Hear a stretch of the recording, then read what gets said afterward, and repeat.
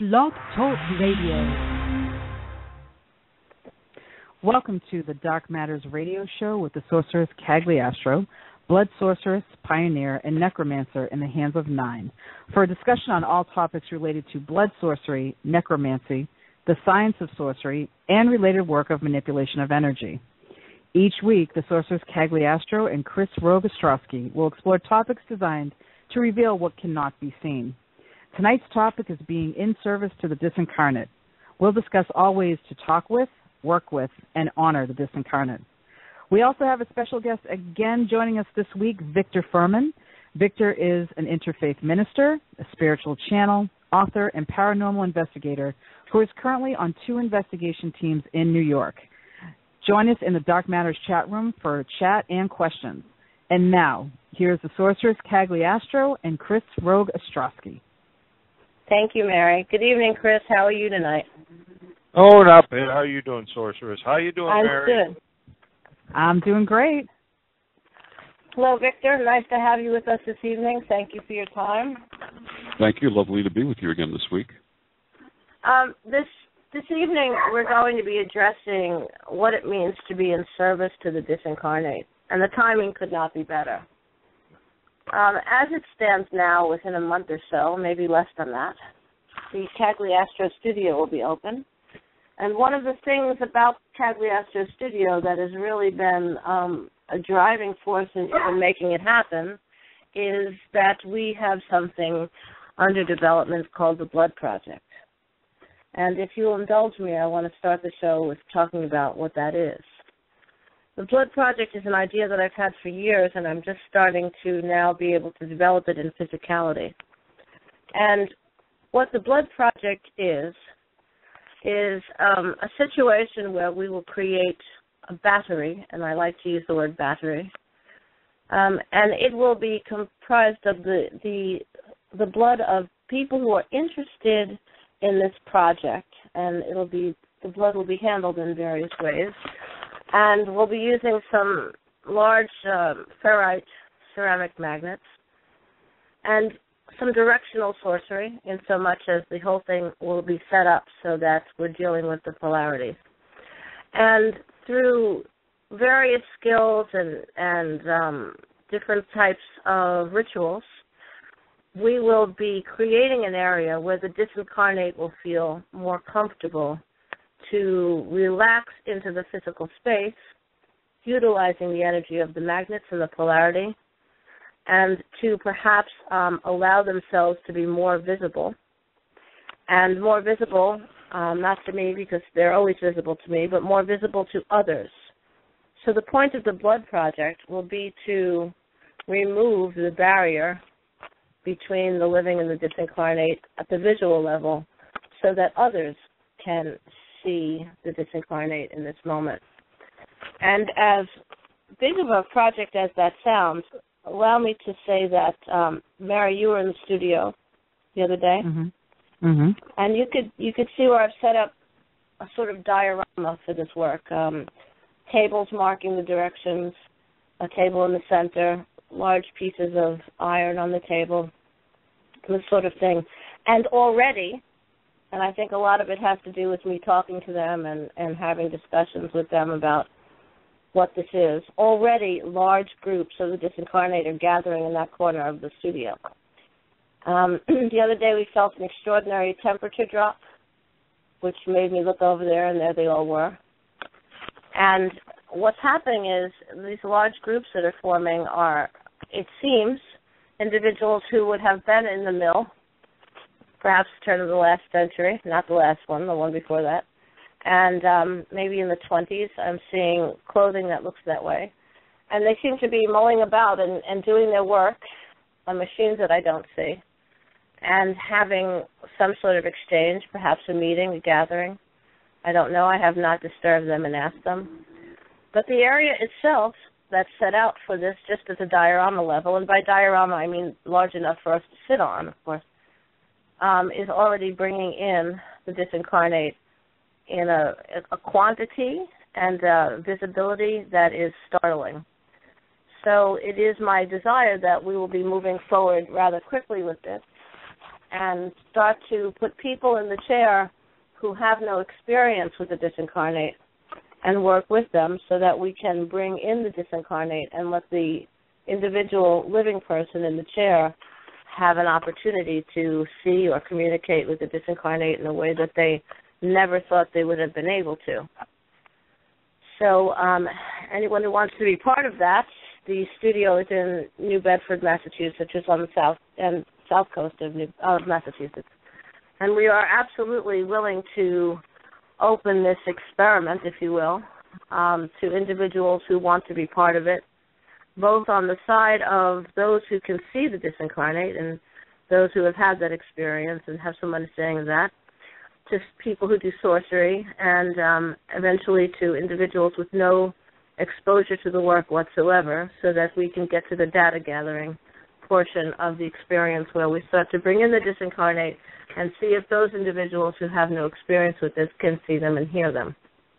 And my point to this was to honor the disincarnate and to break down that barrier, to create a place where it is, I hate the word normal, but I think it's the easiest one right now to use. It's essentially normal to see the disincarnate in this space. And I'm sure this will create an enormous range of emotions, people getting angry, people getting excited, people feeling joy. All manner of things will occur, and I expect an enormous amount of feedback with such a project as this. And I look very forward to what it will bring. What did you think about what you were feeling in there the other day, Mary? Well, we were sitting talking, and then all of a sudden there was like this whoosh next to me of just this chill, this cold, and I said, "Oh, we have some visitors here." And you said, yeah, we have quite a few. And, the chill to me is always the sign that they're around. When the temperature change happens, it's like, oh, we've got visitors. So, it definitely feels like that there's folks there that feel comfortable in the space. And it's kind of nice that they're visiting and kind of already lending their energy to the work. So it's really great to have them visiting with us. I'm sure there'll be many, many more that will come and go. They'll be busy all the time. Yeah, I think we will be very busy all the time. We will get to the point where individuals who are not already there, of course, can be called or invited, because I just want to make a very clear point that no disincarnate that has expressed a require for solitude will ever be interrupted by me, no matter how a relative or a friend or whatever insists or begs. I will not do it, because I respect where they are now. The ones that want to talk, there's plenty of them. You don't need extra ones. But the ones that don't, and I just, because we're talking about being in service of the disincarnate tonight, I want to just mention that when people first enter the world of being disincarnate, when they come from their living experience into that, you do them a disservice if your desire is immediately to talk to them. It's like when you leave a kid at the door of a school, you don't want to go in there and bother them as they get in their new space of trying to understand how to be in this new place. You want to give them time. They will, if they want to talk to you, they will figure out a skill, or they will give you a sign, or they'll do something that will give you the indication that communication is required.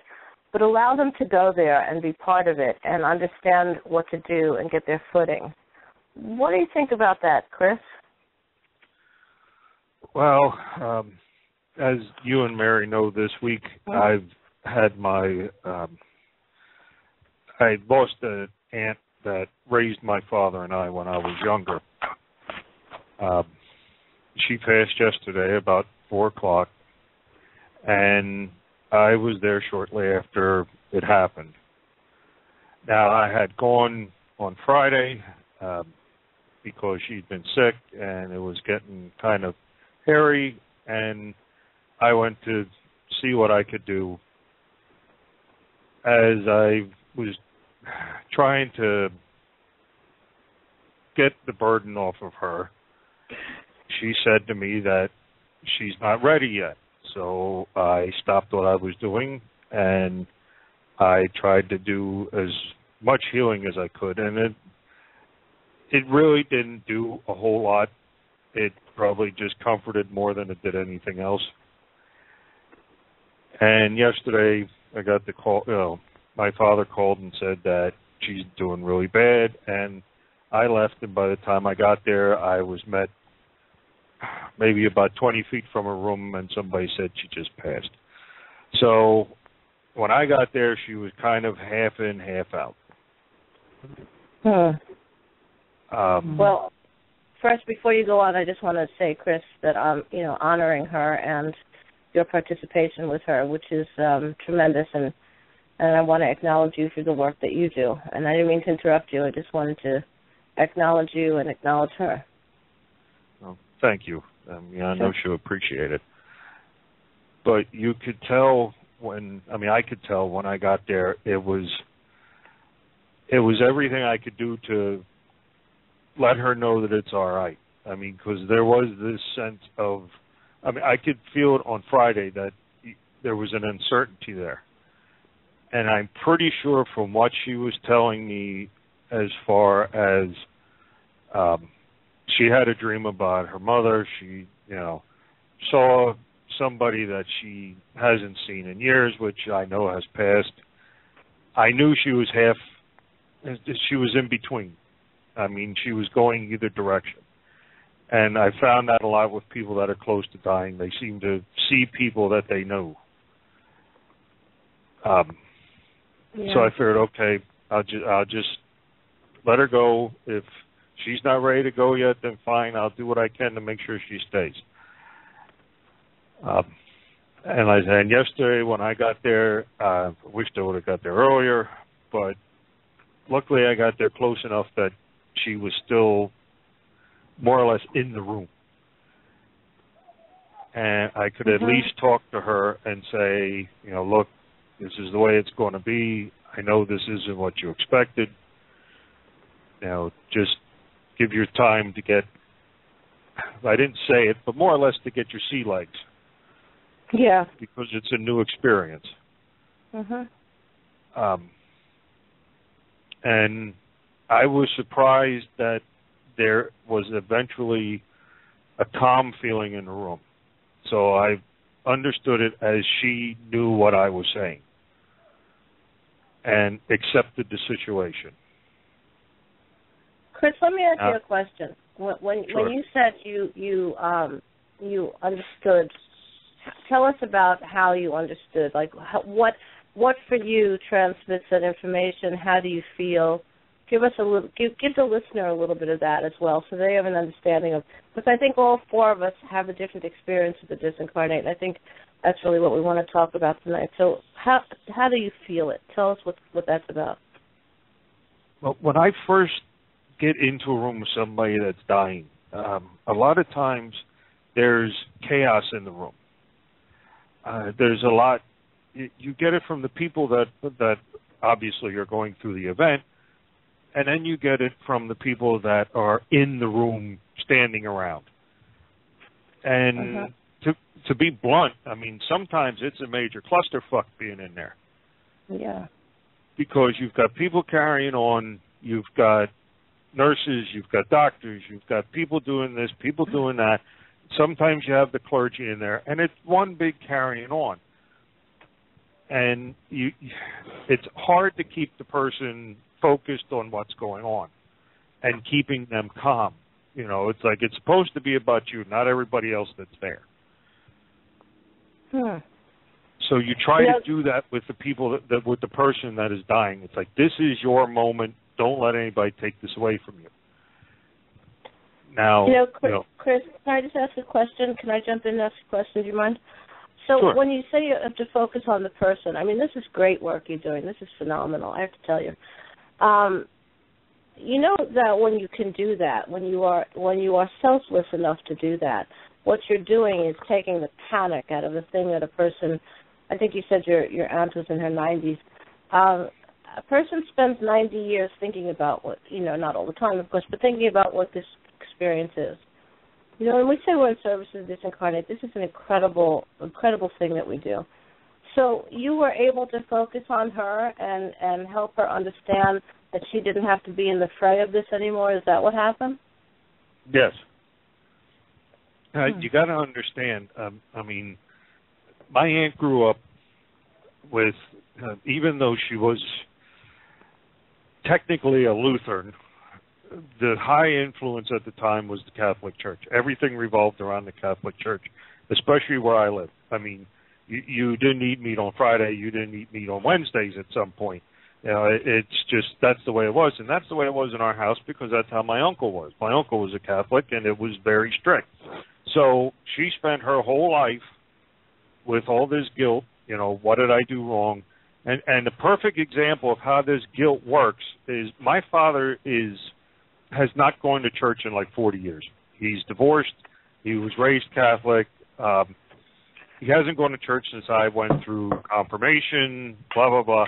He decided to get back into the Catholic Church, went through the song and dance and everything that they wanted him to do. He went to confession after 40 years.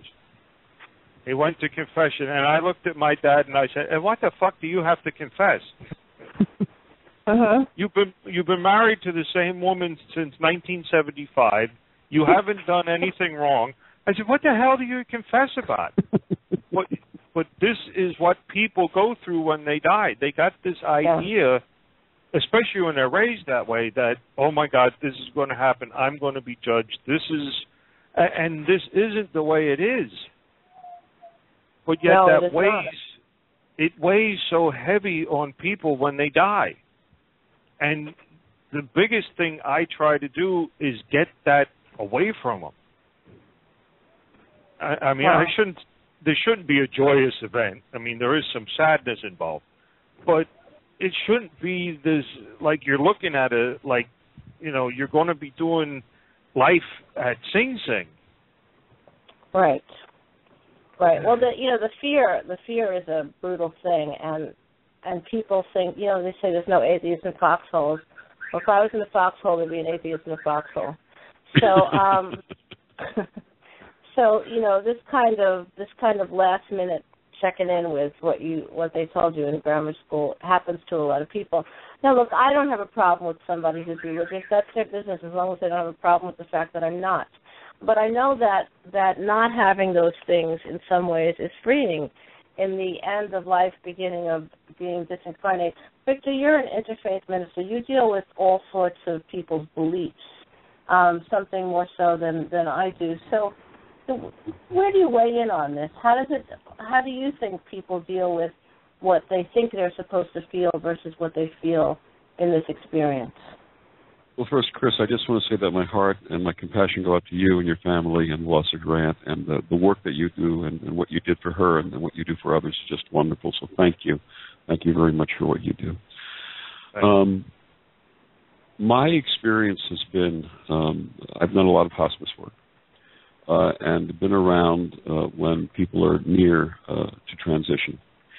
And like Chris had mentioned, the family, more often than not, regardless of the religion or the faith, often have their energetic tendrils holding on to this person because they don't want them to go. And even if the person is ready to make the change and make the transition, I've seen situations where families just hold on, and the person stays because the family just holds on to them energetically. And the work that I've done is to, number one, try to create as much calm and a loving environment as possible.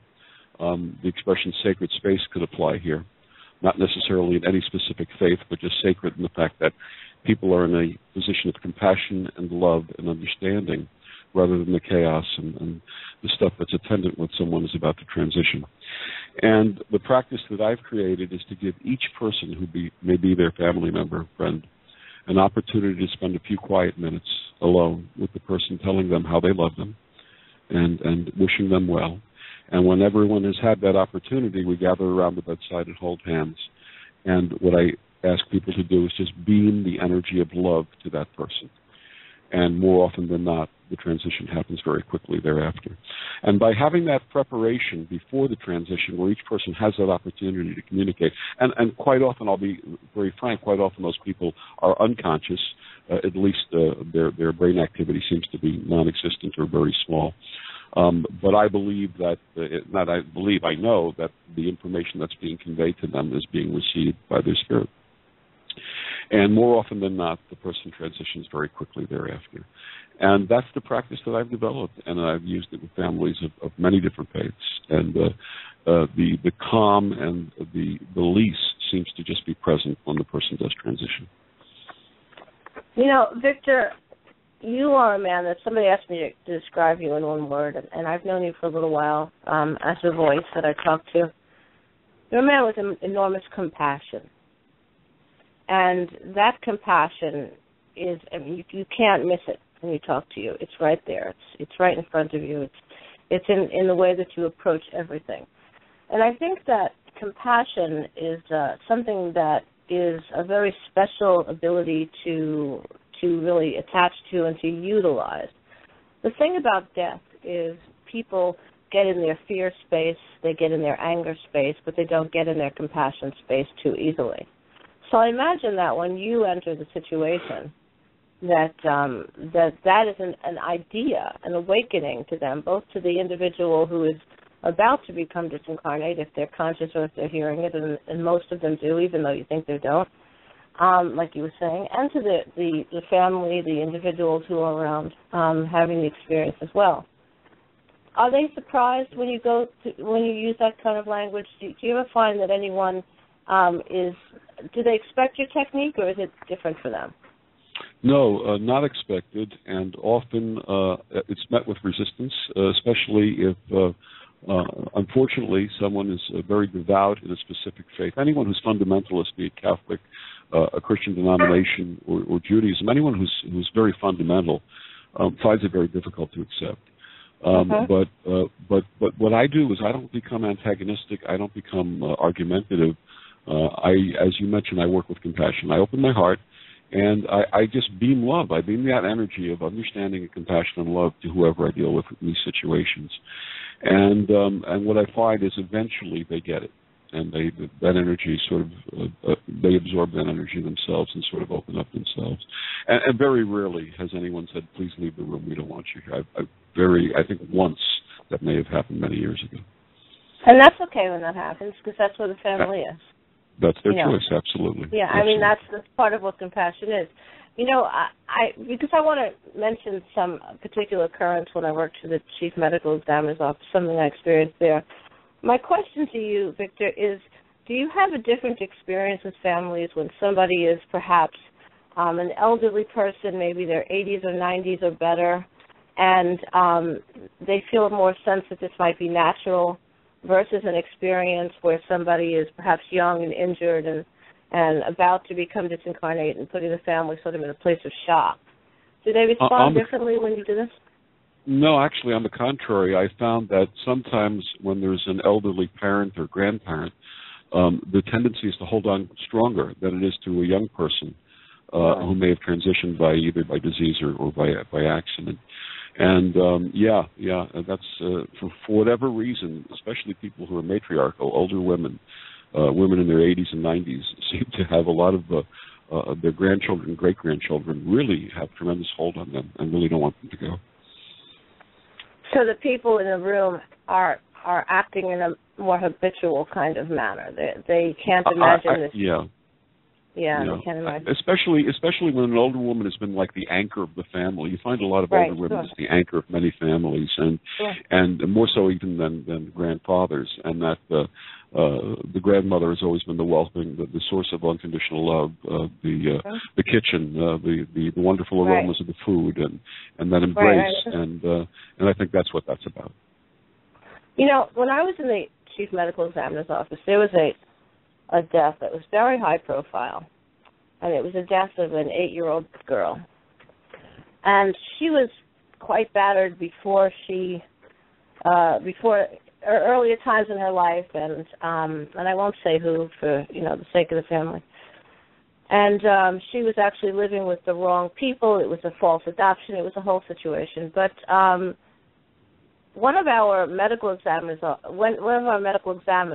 doctors themselves, went to the hospital while she was still on life support and looked at her body and with just a magic marker, a Sharpie, just circled the bruises that were there already because she wanted to make sure that she knew what was pre-mortem and that whatever would show up post-mortem, so that when the case went to court, there'd be a very clear difference between what was happening and what was evidence.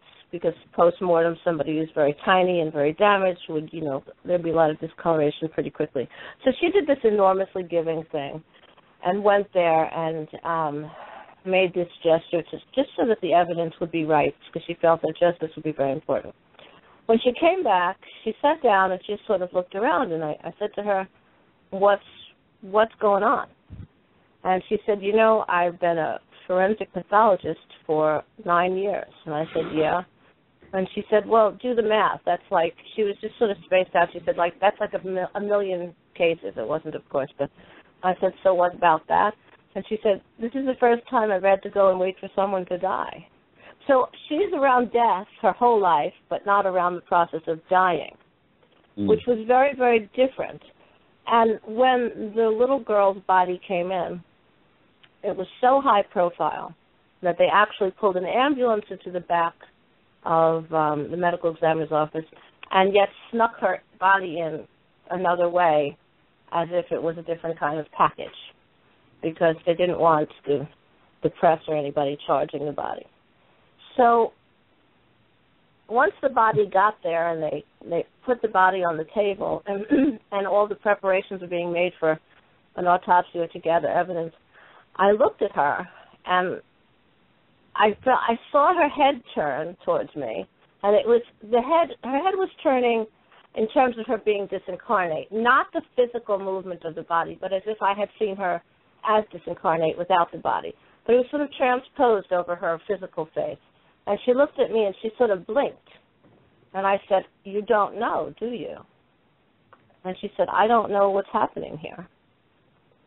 So I expressed to her that there was a situation which caused her to become disincarnate. I didn't explain it in that language because she was 8 years old, but I explained it to her. And she said to me, lady, you're crazy.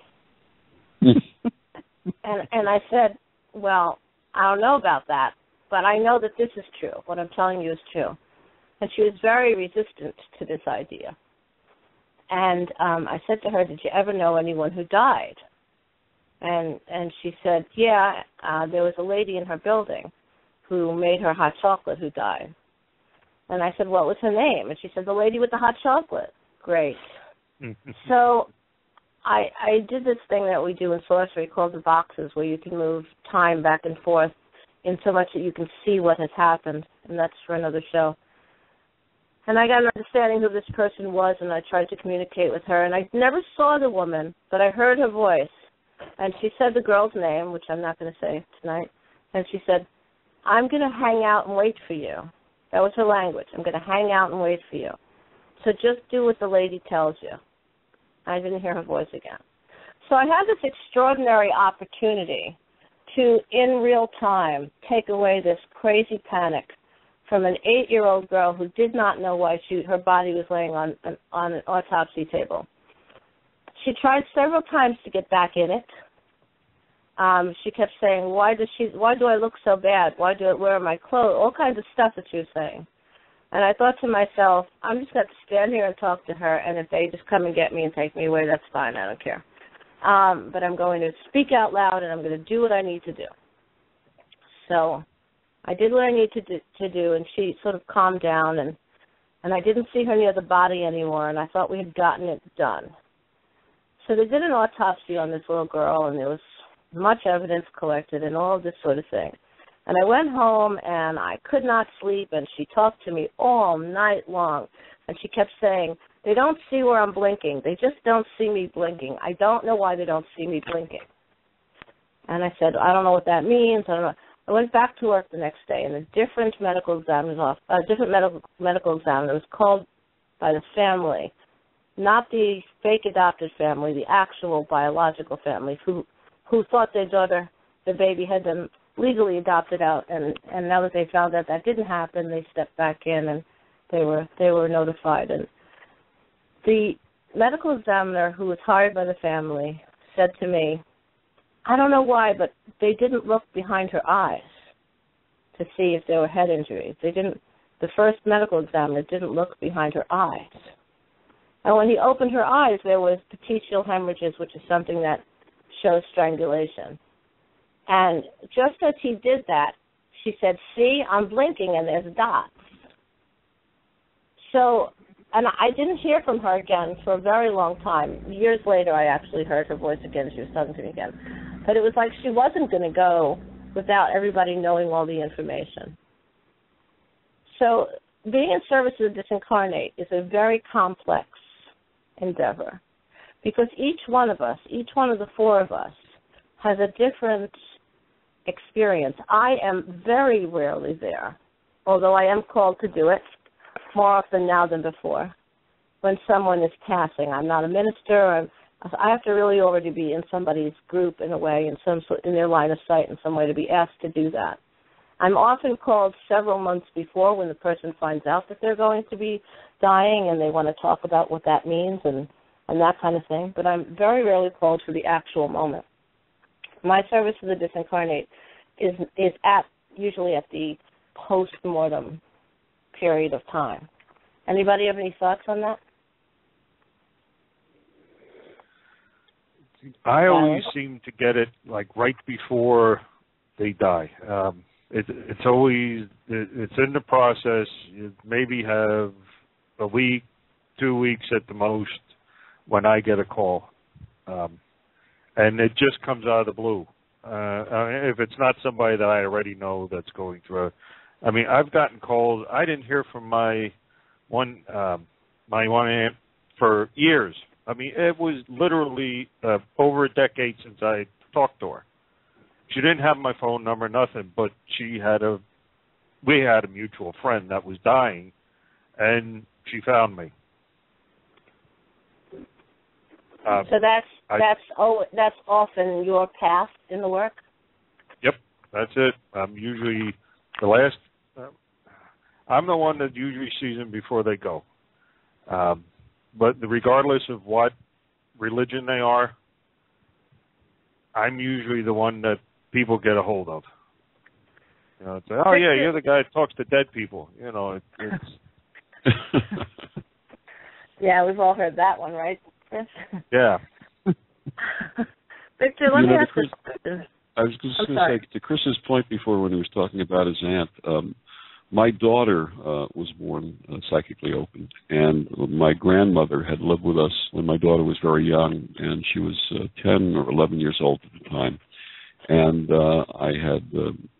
she was very, very diligent about going to school. And one morning she said, "Daddy, I don't feel like going to school today. Something's wrong. I can't explain it, but I really need to stay home." I said, "Absolutely, I trust your feelings." And I went to work, and about an hour and a half later, she called me and said, "Daddy, Grandma stopped breathing." And I said, "Okay, dial 911, and I'll be back as soon as I can." I ran back to the house, and by the time I got there, the ambulance, the EMS, and the police were there. And after they took my grandmother away, I said to her, "What happened?" And she said, "Grandma called me into the room, took my hand, and she said, 'Angel, guess what?' And she said, 'What?' She said, 'Your uncle and your grandfather, they're all coming for me right now.' And she says, 'Give me a kiss, Angel. I'm about to leave.' And she gave her a kiss. And she closed her eyes and stopped breathing. That was it. So what a beautiful experience my daughter had back then. Wow. And to have that experience of the family, members of the family coming from my grandmother. Yeah, that's tremendous. Lots of acknowledgement and a sense of humanity, you know, because the thing about this is that there's a lot of humanity in it. You know, people say, "Oh, what you do is creepy, what you do is this, what you do is that." And I say, well, if it wasn't for people who did what I do, and funeral directors, which I also was one of, I was a trade embalmer, then what would you do when it happened? You know, and there's a lot of I guess, misunderstanding in doing this work. But it's vital because it's something that affects every single one of us. Mary, you have a question? Yeah, we have a couple of questions in the chat room. The first one that's come up from Hollow is there always a temperature change when the disincarnate arrive, or are there other signs, symptoms that people experience? Well, I'll take that first, if that's okay. I very rarely experience a temperature change. The temperature change tends to happen when there's a group of disincarnate that enter the room together. This has been my experience.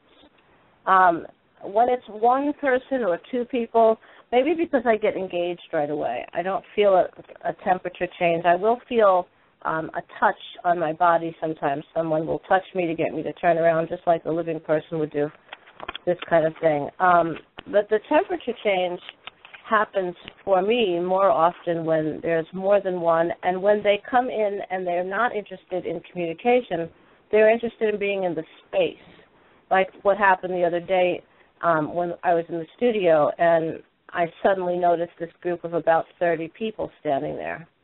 And it occurred to me that they were not here to talk to me. They were here to do whatever they did in this mill, 100 years ago. So their presence, their sudden entering into the room caused that change in temperature. Anybody else have any thoughts about that? Victor, Chris? I've never noticed the temperature change. I don't know why. I just get the feeling of somebody else being in the room. I guess that's how I pick it up.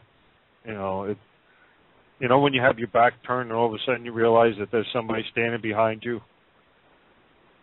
That's kind of the feeling that I get. I don't get cold. I don't get a chill. I don't get goosebumps. And, because everybody knows I don't get scratches and all that kind of dumb shit on me either. So. Chris, I know you don't, but people do. Sometimes, a subtle kind of thing. And I don't think that it's so much a scratch, because I have on occasion had my skin separate when they've touched me. And I can't explain it any other way. I wasn't scratched, I wasn't cut, but I had the disincarnate put a hand on me, and suddenly there's an opening and some blood comes out. And then I deal with that disincarnate in the way that I deal with them. Some of them are not doing it intentionally, some of them are. But I do definitely get sometimes physical reactions that are extreme. I don't know if that's ever happened to you. I don't get, scratched and things don't get thrown at me. That only happens with feelings, pretty much. No, I haven't had any adverse reactions to dealing with that. Now, maybe it's because most of the ones I deal with are new, and they haven't built up anything, that much energy. You know what I mean? It's still kind of new. They're still not quite used to it, kind of like a baby walking. I mean, you don't start running as soon as you start walking. Right, that's true. But the ones that, to your point, the ones that create that kind of physical reaction with me are disincarnate who, when they were alive, might have approached someone the same way and injured them, because people become disincarnate more in the way that they become more of who they are when they're disincarnate than they were in real life, because all the boundaries are taken away. Mary, did you have another question in the chat room? We did. The second question was, this is from Darren. I always wonder why some disincarnate desire ongoing communication and then others don't. Is it just a personal preference based on their personality and life experience, or has anybody detected any patterns? And one of the things that I mentioned in the chat room when this question came up was sometimes it's just their personality, because if you had a talker in life, a lot of times they're more, they're chatty in death. If they weren't so much talkers, you don't get quite the same communication. That's what I've noticed so far, but I'd love to hear what you guys think. Chris, your thoughts? Well, I agree with Mary. I was thinking the same thing when the question was read. I don't think it has to do with anything else than, that's their personality. I mean, people that don't like to associate with people, I wouldn't think would want to associate with a whole lot of people when they're dead. An introvert in life would be an introvert in death. And the ones that are talking would be the ones that have you on the phone at 2 o'clock in the morning talking about absolutely nothing. That might be the case. That might be the case. I have another thought on it, but I would like to hear everybody's thought. Victor, do you have any thoughts on why some of them want to communicate and some of them don't?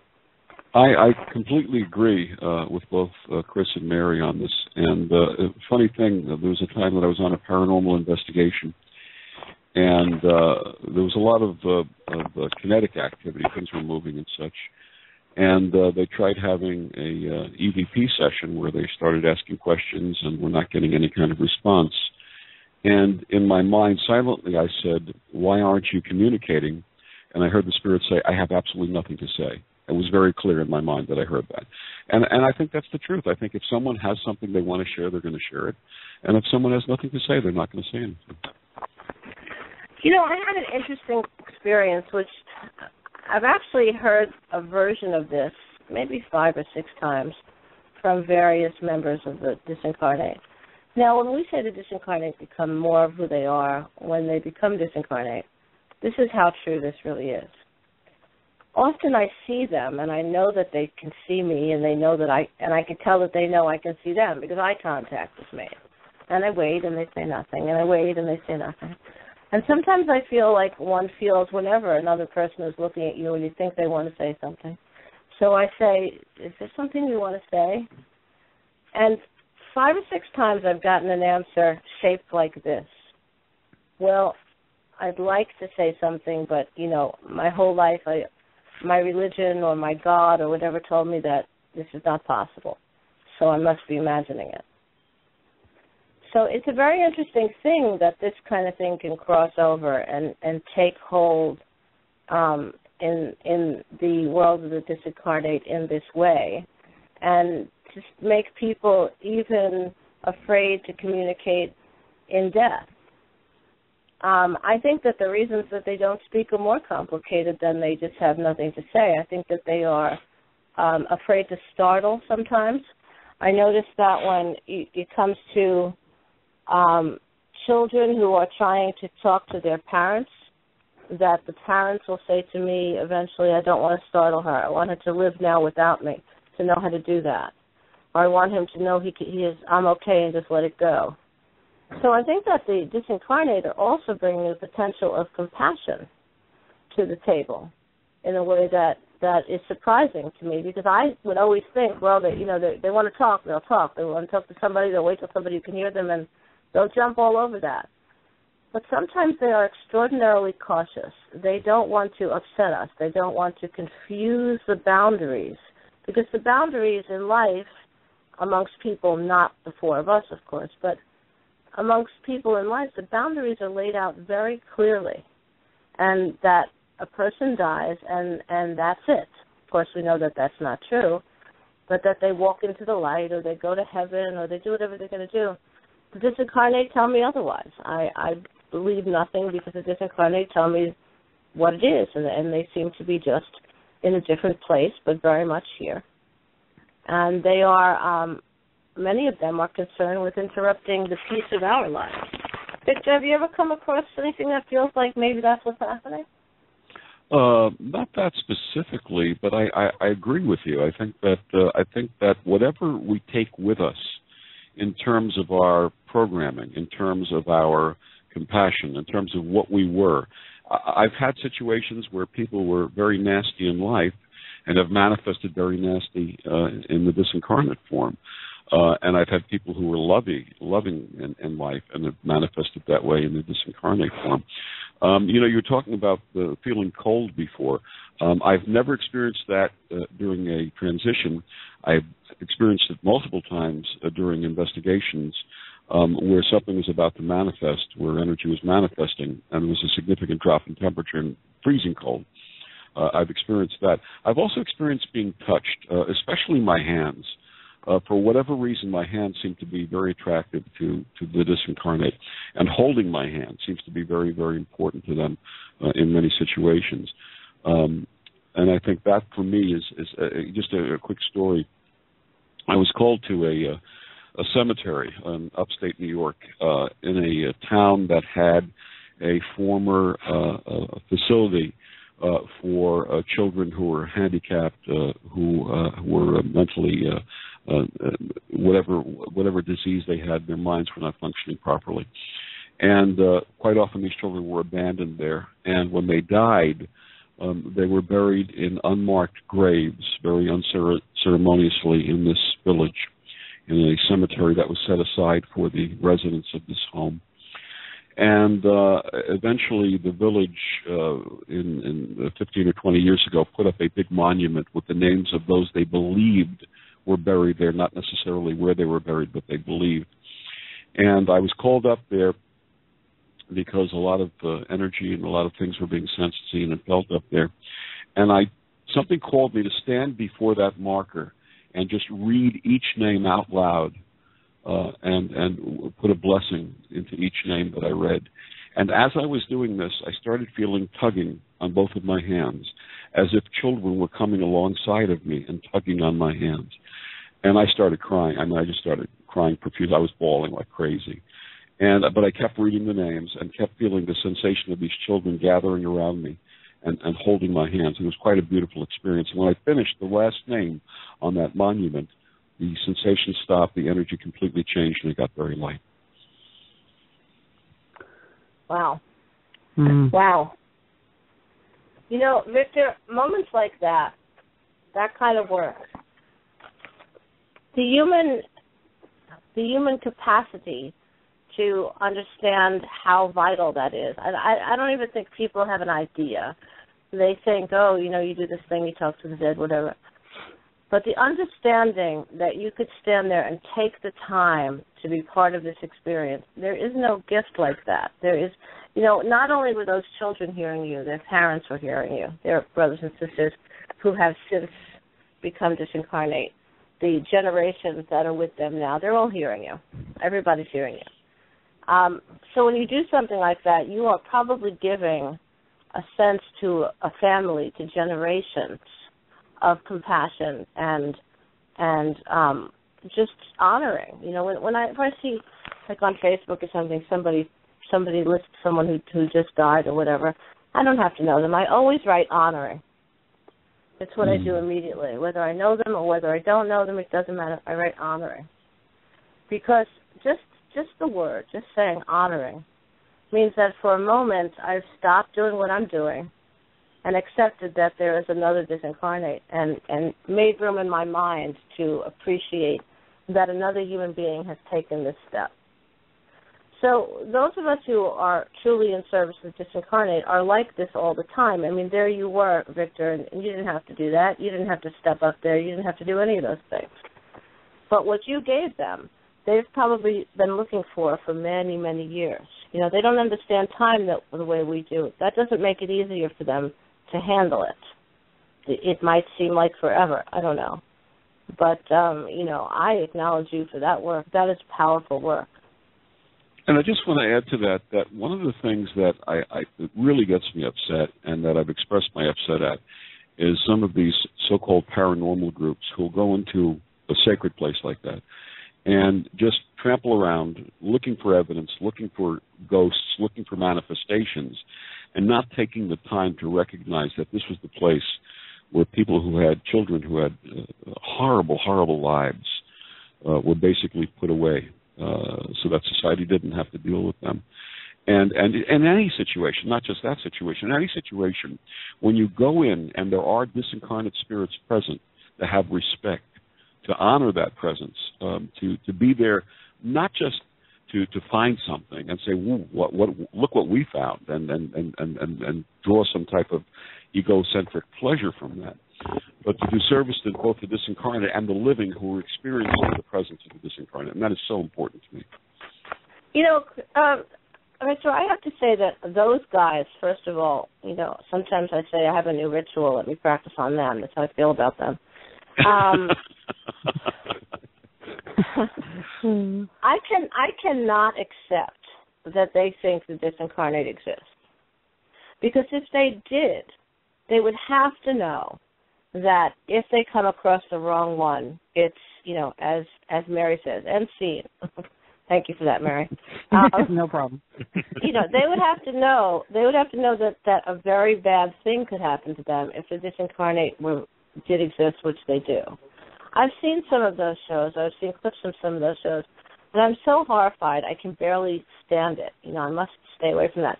When I came to the city I'm in now, the group here first contacted me and then didn't want to talk to me. Apparently I'm evil or something. I don't remember what the story was. And then they wanted to do something and they didn't want to contact me.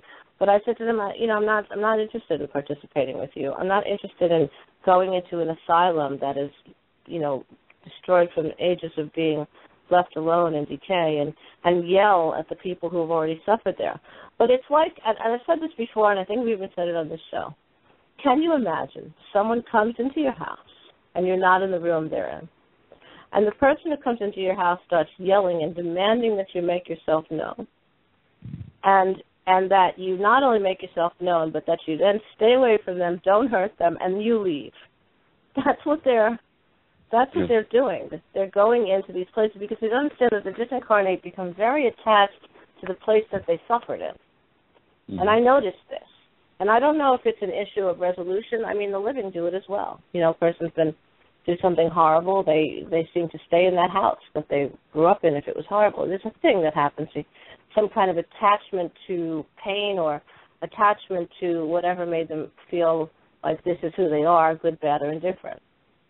But the disincarnates stay in a place because they had camaraderie there, especially a place like you had mentioned in this monument, Victor, and in this thing that you're talking about when these cretins go into this sort of like old hospitals and that kind of thing, or places where people suffered.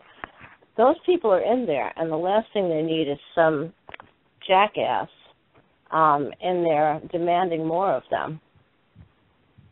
I agree with you. You want to know what really crossed my ass? Along with this stuff with the people going into the asylums and doing, demanding things and all that. I live in PA, and I'm maybe half an hour from the Pennhurst mental asylum down in Spring City.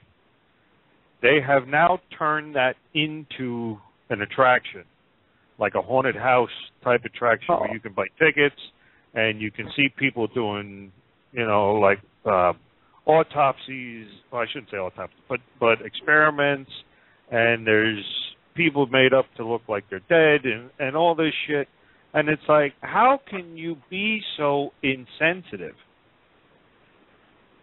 It's bad enough that it's on TV and people go around. I mean, before it was even on TV, people used to break in and go look around and, which I know a lot of people that do that and they don't do any harm doing it.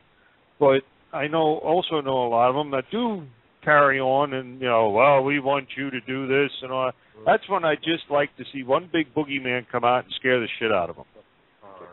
Yeah, I'd love to see that. I would just like for one time to be all the stories to be real, and a werewolf comes out or some shit and rips him a new asshole. Just for once. No, really, Chris, tell us how you feel. Yeah. Please be clear. I'm not sure I get your point. No. Well, I don't know if you've been clear. No, I don't think so. Chris, that'll happen eventually. What'll happen is eventually one of the disincarnate will make themselves known in the situation, and the game will change. I've been in the old Bellevue Hospital in New York, which they then made into I think they're condominiums now, I don't know. There's a building up the FDR Drive, which is shaped like almost like a horseshoe with two round turrets in the front facing the highway. And this was Bellevue before Bellevue was Bellevue. They used this as Bellevue Psychiatric. And I had an opportunity to go in that building before they refurbished it. And I literally had to say, excuse me, pardon me, excuse me, because they were all still in there, all of them. It was almost as if anyone who had ever died there came back there.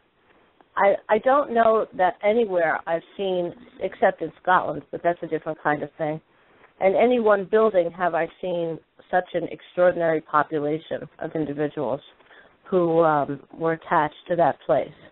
So I wonder, and nobody's really talking about it, but I wonder what it's like to live in that building now that it's been completely rehabbed and people are using it as condominiums.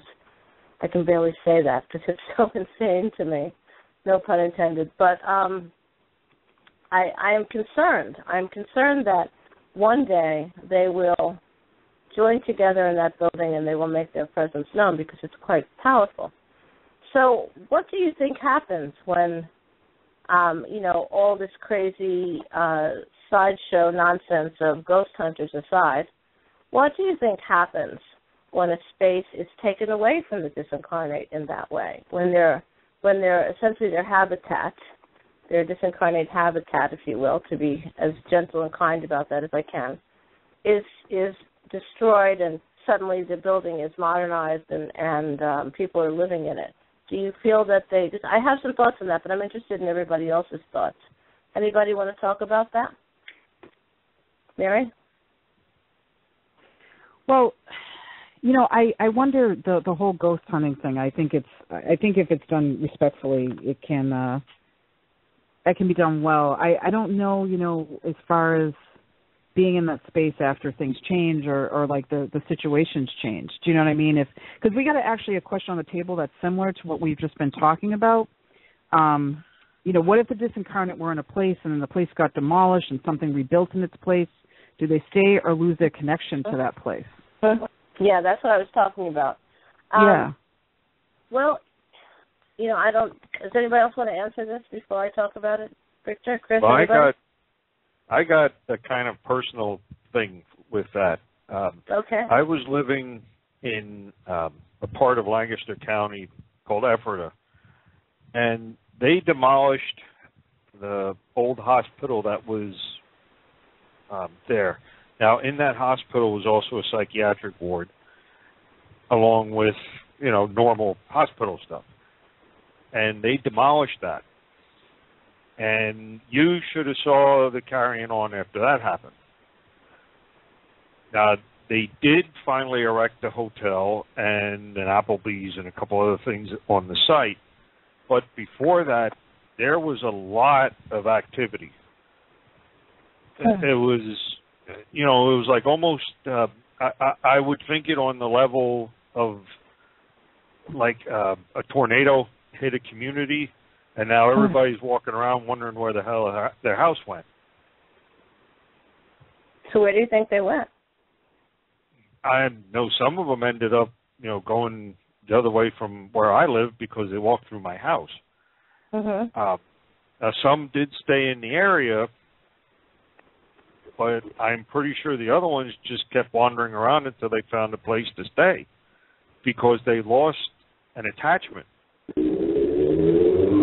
Well, some of them get attached to the land and stay, but usually that is when somebody has a familial history attached to the land. That's what my experience has shown me.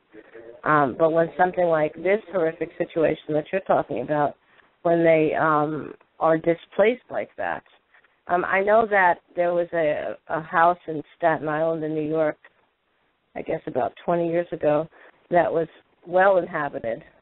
And I only know about it. It wasn't a public thing. I know about it through a friend and went there and helped them the best I could, the family that was living there, deal with it. And they decided they were going to move out, and the house never sold again because the whole neighborhood knew that there was a discomfort. That's what they were calling it, a discomfort in the house. So when they tore the house down, an interesting thing happened. They took all of the brick from the house and used it, I think, in a landfill. And someone who was involved in moving the bricks called me about a year later and said, you're going to think this is crazy, and anything that starts with that, I know what it's about. And he said, I think they came with the bricks. And I said, well, what do you mean? He goes, well, whatever was in that house, we used the bricks to fill in a foundation, and now the people who have the house that we built with those bricks are talking about the same kind of thing, and they don't know where we got the bricks from. So there was no chance that family, the new family, was going to let me in that house because they didn't. First of all, they were not open to that. Second of all, the construction company was not going to tell them, you know, oh yeah, well, you know, these are the bricks from another house that was filled with the Disincarnate. Not that they use that language, but he felt that they had moved with them. So I went and I drove near the house and sat on the lawn in the middle of the night when no one was looking. And I saw them, and then they were. There was a family of 3 who didn't want anybody else to live in that house. They had died in that house. All 3 of them had died in the house. They didn't say how. And they went with the materials. So brick is an organic thing, and I guess they just connected to that and moved on. I thought that was extraordinarily odd. I've never seen it happen again. I'm sure it does. I've never seen the evidence of it happen again. But they do, you know, people, the Disincarnate do attach to a medium of some sort that's attached to their place that they find to be their own. Victor, what do you think about that? I've seen situations where we've been called into people's homes where there was absolutely no activity or indication of disincarnate spirit, and they've made modifications to the home, ripped out a wall, replaced it, added on a dormer or a room, and then the activity starts, so that the disincarnate are uncomfortable by the changes that are being made in the home. Well, when I lived in Scotland in the big house, the house that I intend to someday own, that house was originally a tiny little narrow house, and with a small farm area behind it. What had happened over time, and by time I mean a century or so, is that somebody had put a massive expansion on the back of the house, made it like 6 times the original size, which left about a half an acre garden in the back, which was large and nice, but it was not what the original situation was. So I noticed that whenever you're in the back of the house, whenever I was in the back of the house, there was demonic activity, there was a massive disincarnate, there was a horrific unrest, a sense of sadness, powerful sadness. You know, of course, this is a house that I picked. And when you went into the front portion of the house, it sort of went away. And I thought, this is ridiculous. I've never seen such a delineation like this until I looked up the plans, and it occurred to me that what they had probably done, given when it happened and given what the laws were in Scotland, they had probably unburied family members or built over family members. Because this was in the Kirkcaldy in Scotland, where people buried, if they had land, they buried their family there. I mean, if you drive around that area, you see tons of little tiny cemeteries where it's like 12 stones, 20 stones, 5 stones. You see this everywhere. So what they had done, most likely, was they had either put a foundation over or disrupted these graves in some way. So I did a lot of research, and it turned out there were definitely 5 burials. And that's what we were living over. And these were people who, from the record and the information I found out about them, were not particularly pleasant to begin with. Mm. So, you know, they were not moved. They just were extraordinarily bothered by the fact that somebody had not thought twice about covering their graves. So I spoke to the woman who did the renovations, who's still in the house, her family's still in the house. And she just looked at me and she said, well, they were dead. What? She said, well, they were dead, so it didn't, and they'd been dead a long time. That's what she said, in this sort of like kind of growly way. They've been dead a long time. So I said, so if they were recently buried, it would not have been okay for you to, you know, pour concrete over them. But because they've been dead a long time, quote unquote, it was all right. She goes, yeah, I was going to be bothered, you know. And she said, you know what kind of permits you need to move bodies? All right, I get it. But there they were, and horrifically disrupted by this experience. I personally think they were more disrupted by her attitude and handling it than anything else. Mm-hmm. Any thoughts? I have a story to tell. A couple of years ago, I had a friend come up to me and told me that her daughter was having a visitor at night in their room, and she was getting really upset about it.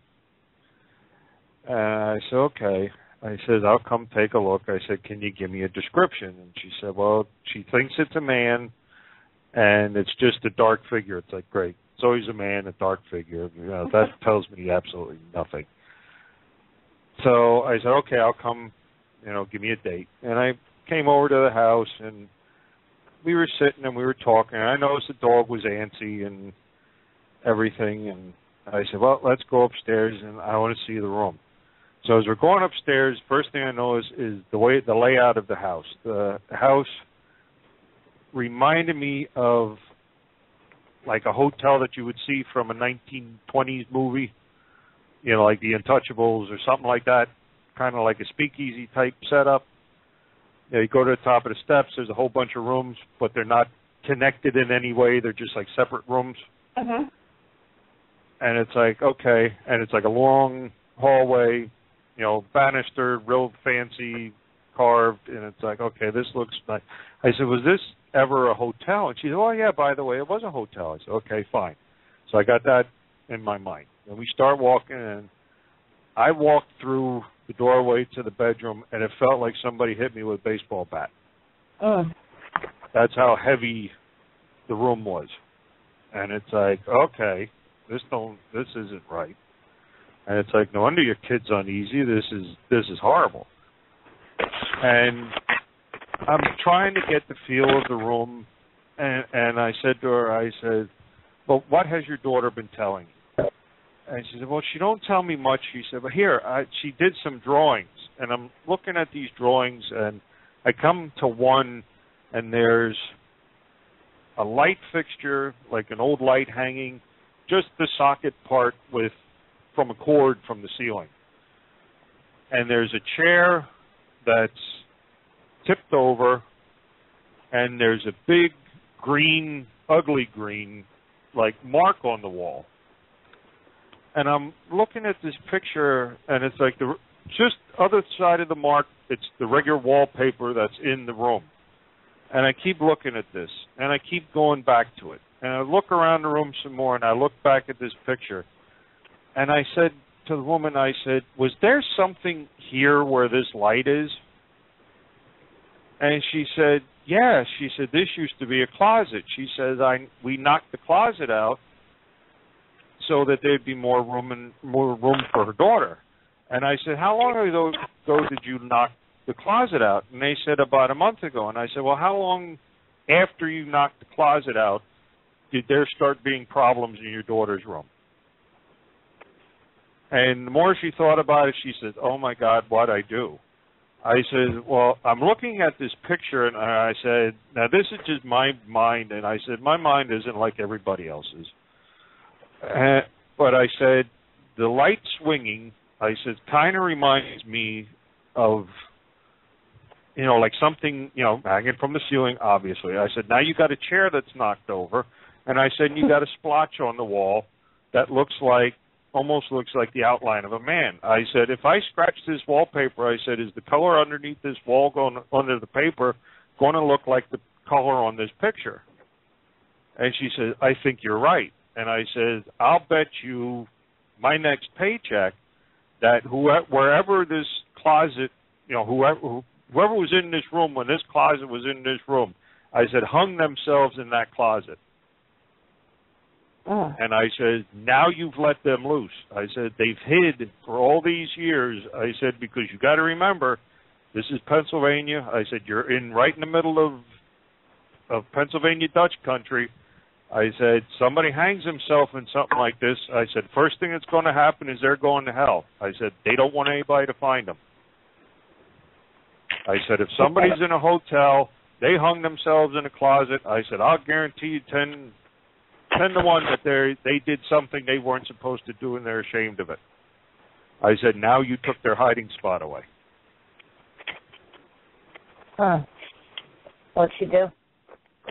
Well, I told her, I said, well, give me some time in here. And I didn't get an answer back, but I kept talking to the spirit and telling him, look, I understand what happened. I get it. You know, you're not going to go to hell for what you did.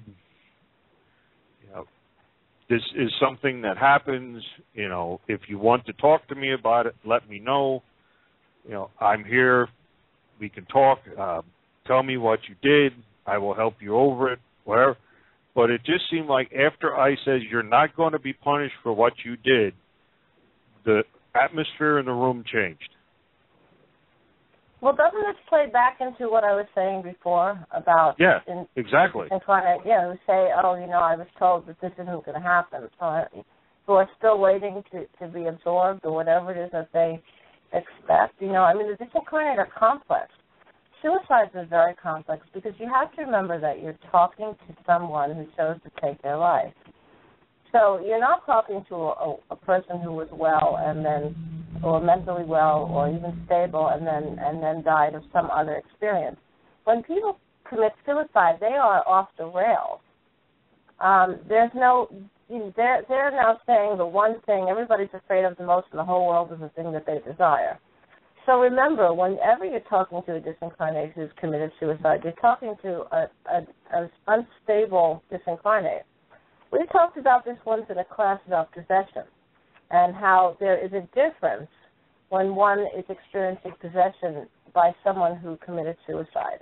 Those disincarnate are very dangerous. They're interested in interaction, which always surprises me from the point of logic, because someone interested in interaction might have been someone who attempted suicide for attention but not actually have done it. However, that does not seem to be the case.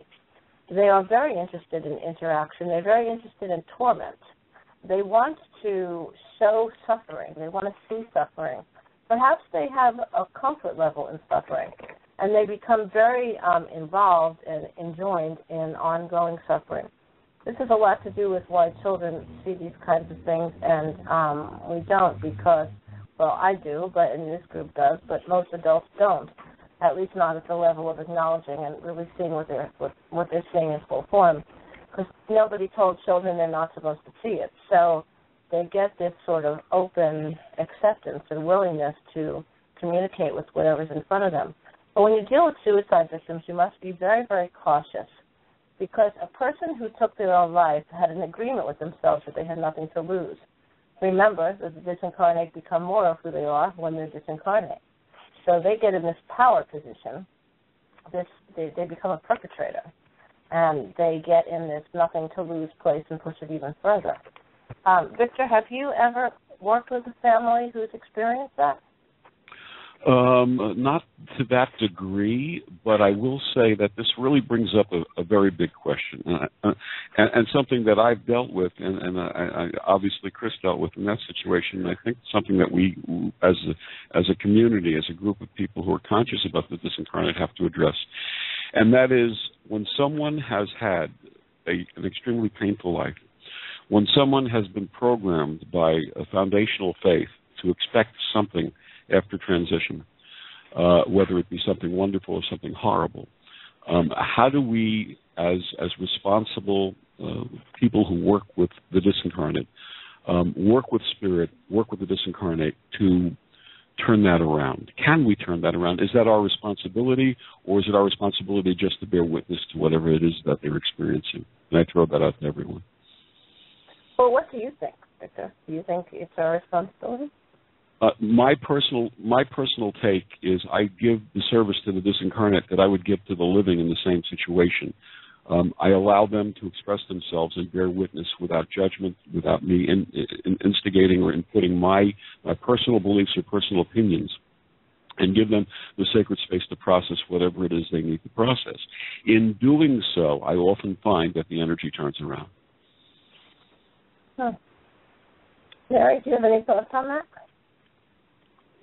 Or whether or not it's our duty to step in and participate in, I guess, in some way solving their situation or lessening the burden?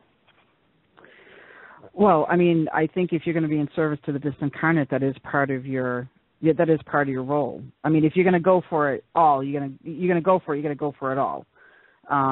It's, you know, I've had situations where people have called me about disincarnate in their homes and said, I don't know what to do. They're walking around the house, and I'll say, well, are they bothering you? And they'll say, well, no. And I'll say, well, then leave them alone.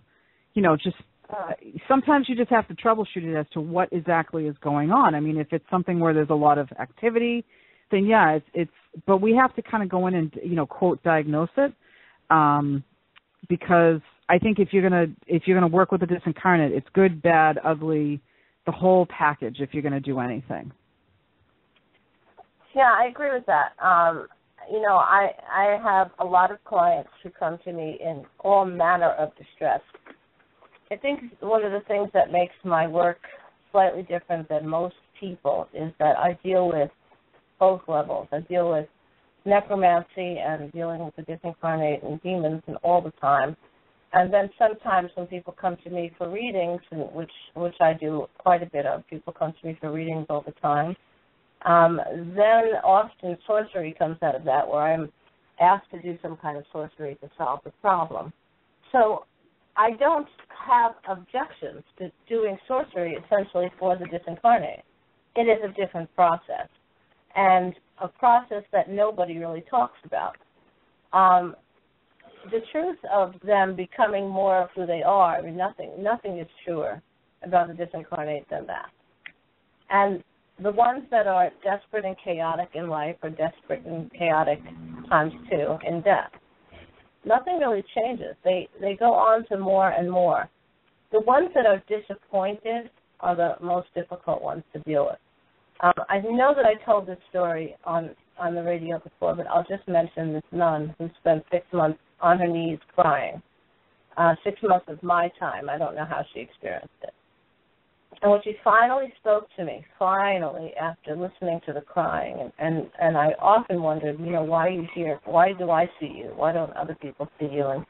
And she never really said she chose me, but I kind of felt like she did. She said, much to the effect of, I wasted my whole life waiting for the big afterlife experience that my religion promised me, and it didn't happen. And she was in mourning for her life. And I know I've talked about this before, but it's so perfect of a story for right now.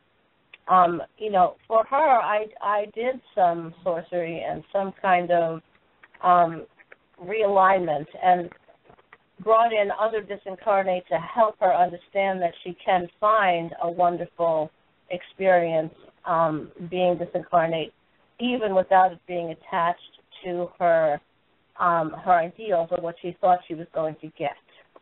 So I do think you're right, Mary. I think that for someone who can assist them, bearing witness is vital, and I think assisting them is vital when it can happen. Do you want to, I know that you're going to do some divination tonight. Do you want to do that? Do you want to keep moving, Mary? It's up to you. Well, what's funny is because one of the questions that came up in the chat room was, are pets part of the disincarnate? So I'm sure we can talk a little bit about that. But, I kind of, when the question was asked by Hollow, I kind of kicked in. I saw 2 dogs with her, and we started talking about, these 2 dogs. There was a male from her, childhood that was around, and then her dog that passed.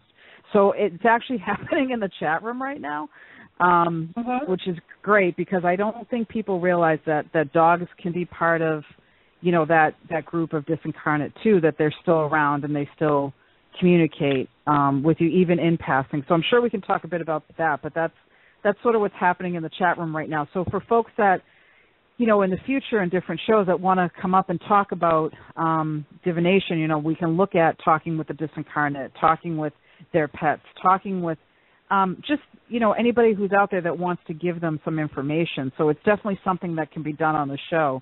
But yeah, it's kind of happening in the chat room right now. So,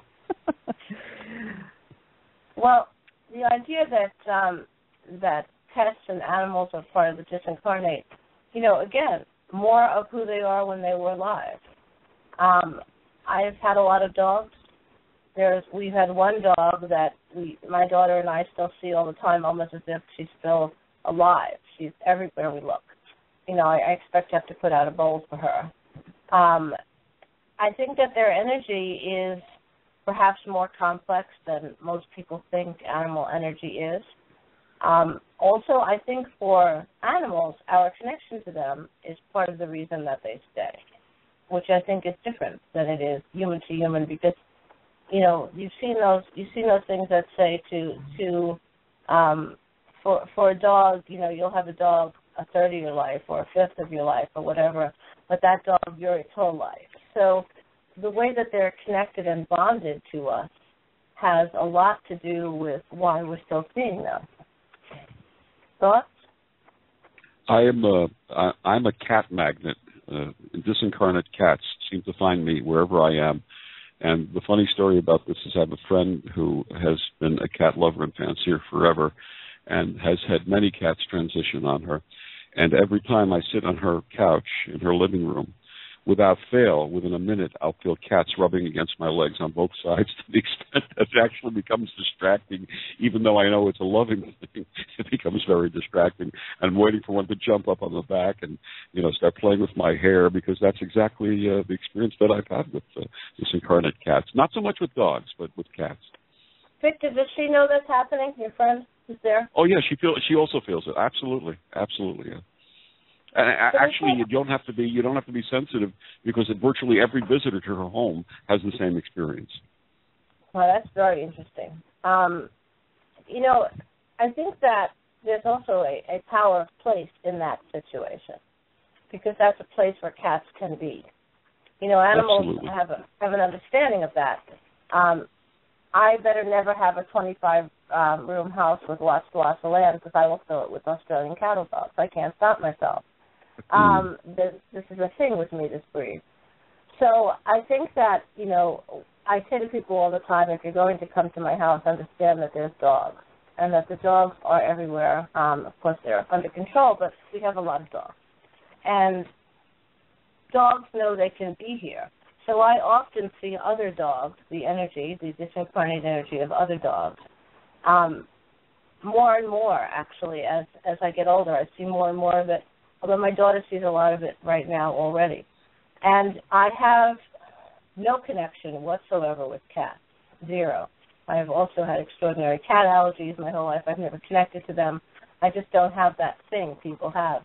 So I don't see them, which might very well have something to do, go to sort of anecdotal evidence, that they know I don't see them, they know I don't want to see them because I don't have that connection, so they don't appear. They have no power of place with me. So I'm wondering if maybe animals have more of an understanding of that than human beings. Maybe. Mm-hmm. My dogs are with me when I'm on the radio, they're with me when I'm teaching, and I notice that they become such a part of my life. People hear them barking in the background, and pretty much if I can't take my dog with me to places, I don't go. I'm just this attached, and that's the way that I want it to be. So I wonder if there's a difference in the energy in homes that have pets in them, that don't have pets in them, if, what the flow is. There's a lot of these questions that can be asked of where the disincarnate are comfortable, where they place well, where they have a sense of being. We were talking before about human beings and buildings that are torn down and all this kind of thing. Well, I think that if we always look to the simplest equation, and that would be, I think, animals, that we could see that their sense of power of place is so vital. I think that your cat experience is really anecdotal, but it's truly data, in a sense, and showing that to us. Mary, do we have any other questions in the chat room? We do. Darren had asked, and I think this is a great question, do you think that this current generation, younger generation, who are in constant contact via mobile devices and social media, will be more assertive in their attempts to communicate, and may they use their electronic devices to access communication with the living? So they're going to use their mobile phones and stuff like that. Yeah, I love that question. Anybody else want to go first? Ross? Chris? No? Okay, no. I'll take it. Well, my joke to Darren, I said my joke to Darren when he wrote that was, there's that quote that there's an app for that. There's always an app for that. Yeah. Yeah. Well, there's a lot of anecdotal evidence about energy in the disincarnate around the time of some of the great experimenters of electricity. Maxwell, Faraday, of course Tesla, all this kind of thing. And whether or not they were hearing the disincarnate, Tesla had a thing, a ghost radio, it was called. I think that's what he called it. I don't remember. Where he would hear voices coming through this jar with wires came out of it. Some sort of business like that. I think that whatever becomes the new normal becomes the new normal. And the same way that you see children who were pretty much given up and abandoned, like the experience Victor had, children who were tossed away because the society didn't understand how to deal with them, very separate like that, to one extreme, versus now where the attempt is to find the value or the ability to contribute or whatever in every human being. So everyone's using technology and devices to make that happen. That's the new normal. So I think that, to Darren's question, I think that there will be more of that. There will be quite a bit of communication through technology. I mean, already I've heard a number of stories. People say to me, you know, that a young person in their life has died and their phone's ringing constantly, this kind of thing. Now, there's two ways to look at that. You know, I operate in the science of sorcery, and I think that they can either be attempting to communicate that way because that is the norm. I mean, I use the term digital native and digital immigrant all the time. I am a digital immigrant because of my age, but my daughter, who's 14, is a digital native. She grew up with these materials. That's what you do. You press a button and you talk to someone. So it is natural for them to be part of that experience in a way that it is not natural for me. For me, it's something I had to learn. I think that, you know, I hear a lot of stories now about technology working on its own when it belongs to someone, or hearing a voice through the phone after a disincarnate young person has, a person has become disincarnate who's young. I think that we're going to see a lot more of that. I think that we're going to get to imagery. And I think that the idea, you know, my theory that all thoughts, intentions, and ideas have weight clicks right into this. Because if you accept the disincarnate as more of who they are now, they have more focused thoughts, intentions, and ideas. So why would that not carry more weight when they are not bound by the constriction of a body and all sorts of rules, and they are already digital natives? I think it's a trifecta, and of course we'll see more of that. I have a share to that end. After 9/11, I was a chaplain for the Red Cross counseling families here at the Family Assistance Center in New York. And we were brought into a family, and this woman was saying, she said, "Do you believe in anything or everything?" And I said, "You say exactly what you want to say, and I will listen to you. And you believe it, I believe it." And she said, her son was one of the people killed in the World Trade Center. And she said a day after the buildings went down, her phone rang, and it was her son's phone number that came up on it. And she would answer the phone, and there would be silence. There would be nothing there. This happened for 2 continuous weeks after that day, and then it stopped completely. So it was the disincarnate spirit of her son trying to reach out to her electronically? Yes. Yes, because 2 weeks is too long for a battery. Yep. And anything anyone had with them in those buildings, because I saw the file and I was there, anything anyone had in those buildings was not operating anymore. That's it. So what did you say to her, Victor? I just stayed there and stayed in her presence. I didn't say anything. I just gave her that space to process that in. And then she started crying, and I embraced her and I held her while she was crying. What a gift. What an enormous gift of no judgment. When people come to me, I don't know if it is my history or what I write or what or the fact that I do sorcery of all manner. They either come to me ready to bear everything that they can possibly bear and get all the information that they can get, or they come to me very guarded. And they say, well, I've lost someone. That's how it'll start, and it'll sort of like pull back and away and wait. And I say, listen, I'm here to listen to your story. And you tell me what you want, and I'll tell you if I'm willing to participate in that. So even at the level of doing necromancy, which is really what it is, I still have to, at all times, step back and say, let's come in here and let's talk about it. Let's allow it in. Let's let it happen. I had a client who showed me a text on her phone that came in several times. And she said that this came in after someone she knew died in a plane crash for like 5 or 6 days. And it was just dots and a couple of dashes. And I said, is there any chance that the phone could have survived? And she said, no, every single thing melted in the plane crash. And, so there's definitely some kind of communication that goes on. I have a relative who had a heart transplant, and the heart that he got was the heart of a 17-year-old. My close friend at the time, sitting at dinner with me, and he said, I just heard some beeps, and the beeps stopped, and then I looked at him, he was sort of counting in the air. There's 17 dots in the air. And I said, oh, I don't know what that is, but you're having that experience. I'm not having that experience. And then my phone rang, and it turned out that my relative got the call for a heart transplant. And I sort of left the situation and went and dealt with that and whatnot. And I said, later on, I said, well, what do we know about the donor? And what I was told was the donor was a passenger in a car. There was a crash. He went through the windshield. He had a head injury.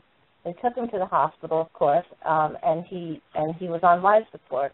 They had unplugged the life support. The life support, of course, when it was unplugged, he became disincarnate, and they were just about to put him on the cardiac machine so they could take the heart out. And it turns out it was his 17th birthday. So here I was sitting with a person who didn't have anything to do with the story, who saw this thing that he doesn't usually see. And, what does electronic communication mean? I don't know. What was happening was the heart monitor was beeping. Turns out it was 900 miles away, almost 1,200 miles away. And here we were, and he's picking this up, this electronic experience up, and I'm sitting there being the person for whom the information is going to be important. So how does, the disincarnate, the guy who went through the window didn't know that it was going to be my relative, I was going to be sitting with this guy, but where does that go? The energy goes somewhere, and it's readable. So why shouldn't it be readable on our phones? Mm-hmm. See my point? What do you think, Mary? No, I think we don't trust. It's funny. There's some discussion in the chat room about, this and different stories. Namely brought up. There was a lot of stories like that after 9/11, not just in those towers, but at the other two planes too. And we were just saying, people try to explain that kind of stuff away. We try to say, oh, that's a technical glitch. That's a, old text that just came through. And I wonder if we're just really that afraid of the disincarnate or that afraid of the communication or just, not confident in our own abilities to actually make that communication. Like you have to be someone really special to connect with the disincarnate. And I think they're always trying to communicate with us in different ways. And we just don't trust it. And I'm curious to know what everybody thinks about that, is that, this trust thing around communicating and serving the disincarnate. I don't think it's trust. I think it's helplessness. People think that if their phone's ringing for 2 weeks and it's their disincarnate son, they want to help. They can't. They're in a horrific powerlessness in that moment. They want to answer the phone and say, "Are you okay?" They want to know that the person is okay. They can't do anything. And being a living person, knowing that someone just died, especially in a sudden way like that, a crazy, unexpected way like that, they get a sense of powerlessness. I hear this all the time. My clients say to me all the time, I don't know, I feel like she's trying to talk to me, but I can't help her. I don't know what to do. So I think that powerlessness is not really thought about and helplessness, but I think a lot of it is that. Anybody else have a thought on that? Another aspect of that. I'm sorry, Chris. Go ahead. No, that's fine. Go ahead. Another aspect of that, especially in this situation and in other spiritual counseling situations that I've been involved with the living, is the loss of a child. There is nothing that is more painful and more beyond comprehension for most people than the loss of a child, even if the child's been sick. And one of the things that you're taught when you're taught in seminary and you're taught in any counseling of any kind, that there's truly nothing you could ever say to someone who's lost a child. And the greatest gift you can give them, again, is that sacred presence to just process their grief in whatever form that manifests. So this inconsolable grief often plays a part, I believe. I agree with you. Chris, your thoughts on that? Another thing that I find too, now you would understand because you share my liking for things that have to do with the Vikings. Uh-huh. In that culture, and some of the other cultures, like Native American and a few of the other with the Celtics, that all comes to mind, that your ancestors were looked at as not being, they weren't here, but they weren't gone. Uh-huh. It wasn't, being dead wasn't icky like it is now. Yeah. It's like the other religions have made it a bad thing to be dead. No, you don't talk to the dead. That's horrible. You can't do that. That's an abomination. You don't want to do that. Don't talk to them. They come back and they eat your nose. It's all this dumb shit that we get from religions and from the media and from movies and Hollywood and all that we aren't comfortable with that. That's why more people don't see what we see. And I think that has a lot to do with how we process the disincarnate, because it's not okay for you to sit there and, Uncle George, I really don't think, people think you're nuts. Uh-huh. But centuries ago, that was a common thing. I mean, it was nothing for them to talk about their ancestors.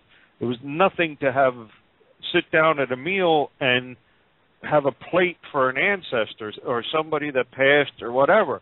I mean, their whole culture was based on that.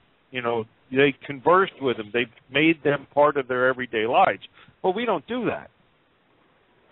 Well, the American way of death is a very strange thing, and more so than other countries. I've lived in other places. I have a pretty broad gaze on different types of accepting of death. And Chris, you could not be more correct than you are.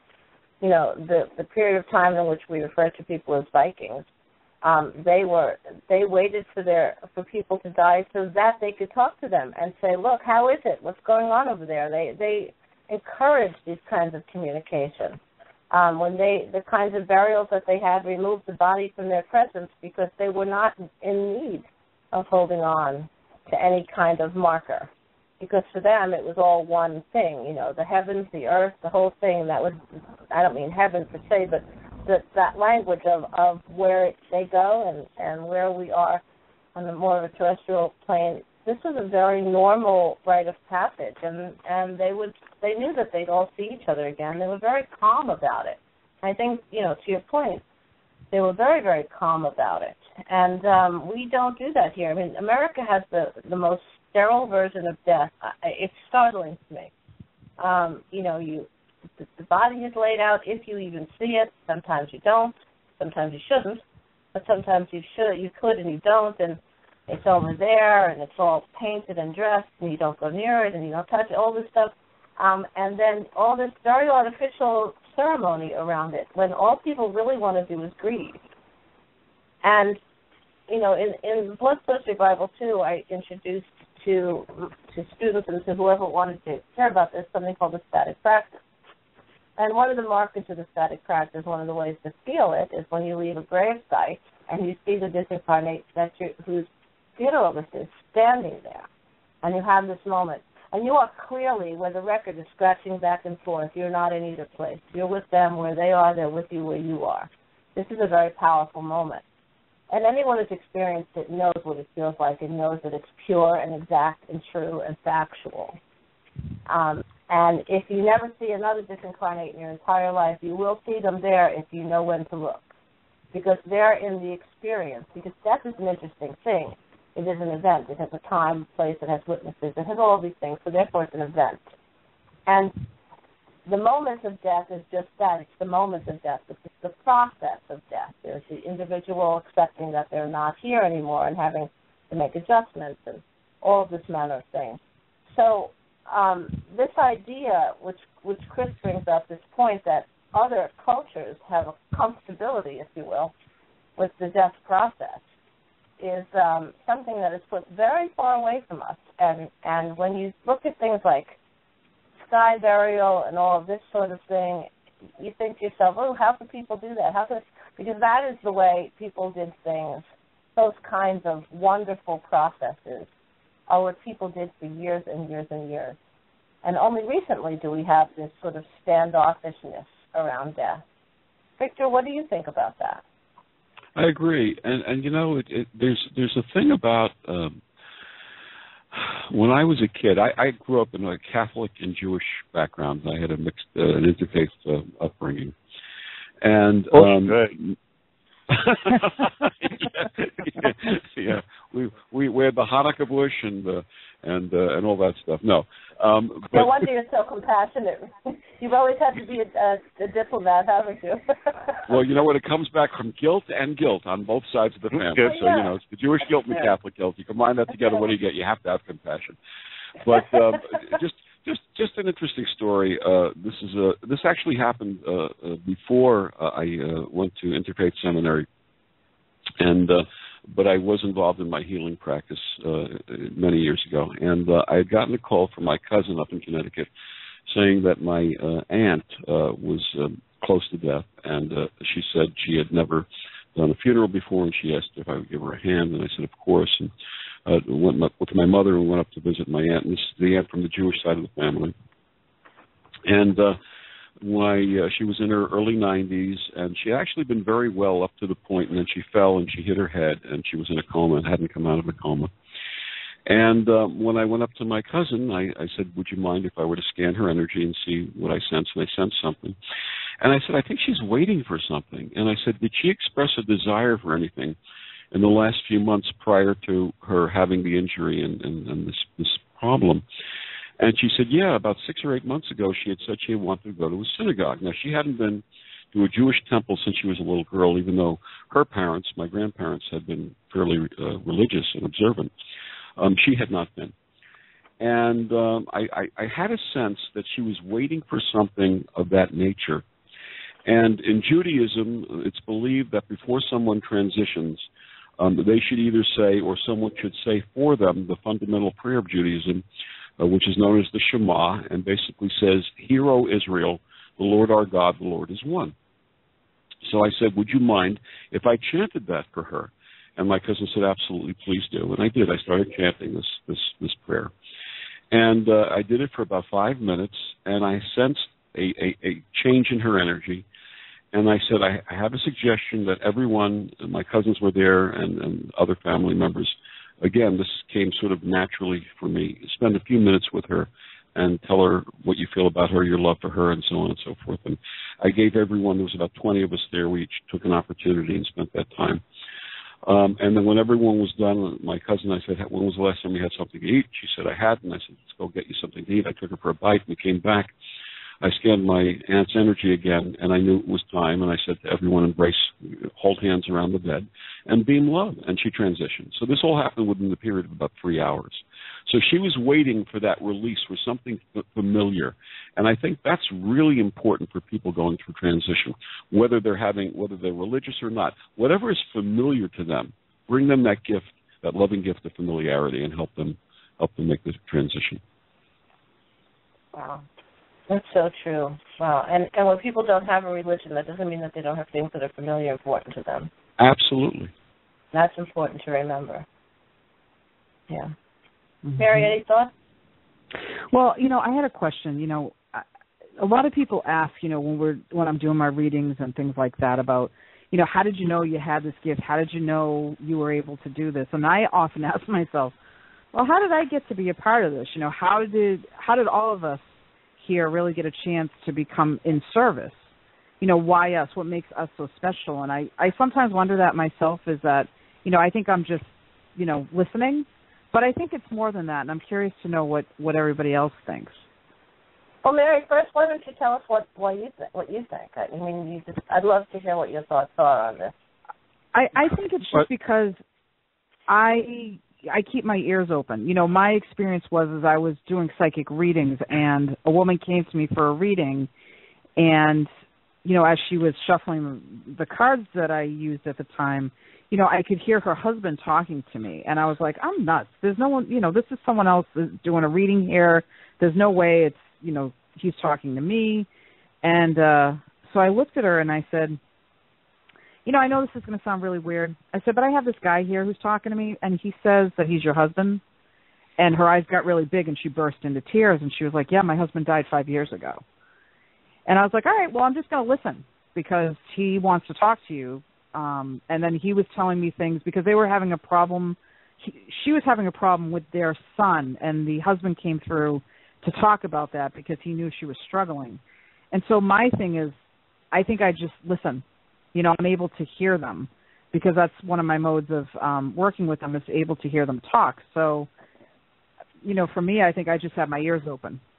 I don't think it's anything really huge, but I don't know. Huh. Well, Mary, I think you're probably one of the most humble, brilliantly gifted people I know, and I say that to yourself about that. I say this to you all the time, and I'm going to get back to that in a minute. Chris, what do you think? What is it, 1:45? We have a little time. Chris, what do you think? Why you? I don't know. I ask myself that all the time. Why the hell, why me? I guess if I think about it, it could be that I had that brush with death when I was younger, and it just fascinated me. That, okay, it's almost like I keep trying to, I don't want to say go back to it, but try to understand it. And the way my mind works, it's like I always went back to the source. It's like, okay, if I'm fascinated about the dead, then, okay, I ain't got to walk up 2 blocks up the hill and there's a cemetery. Why don't I go up there and look around, And I tried to understand as much as I could about it, and from different angles as I got older. I mean, not just what the church was trying to shove up my ass. I just, once I got out into the real world and I could see what really went on, I could get more in depth with it. And the more I learned, the more opened up I got to be. Once you get over you can't do that, you find out, well, yes, I can do that. And, and the more you learn, the better you are at it. And the more you get to open up yourself because you're going, yeah, I can. I've seen this. This happens, and I'm not the only one. This person here has done it too, so apparently I'm not the only idiot. Well, if you want to put me away, if you're going to put me away, then I'm going to be in the room with a lot of other people because apparently there's more than just I that can do this. Well, Chris, you know most all of us. There's a better reason to put us away than this. Victor, why you?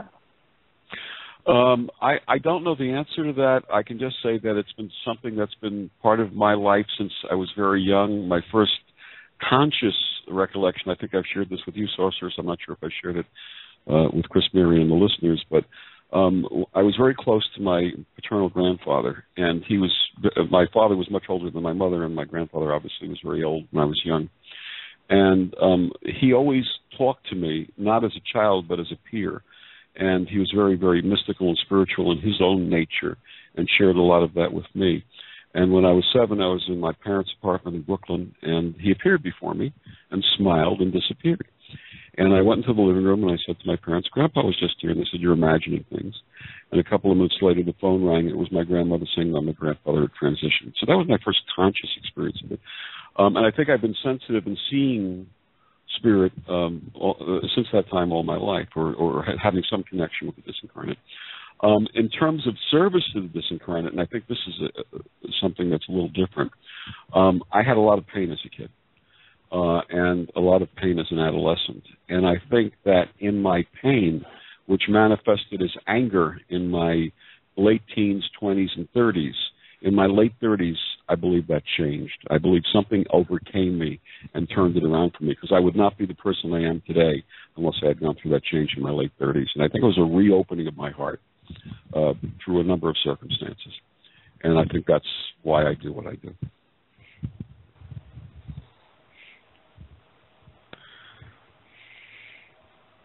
Uh-huh.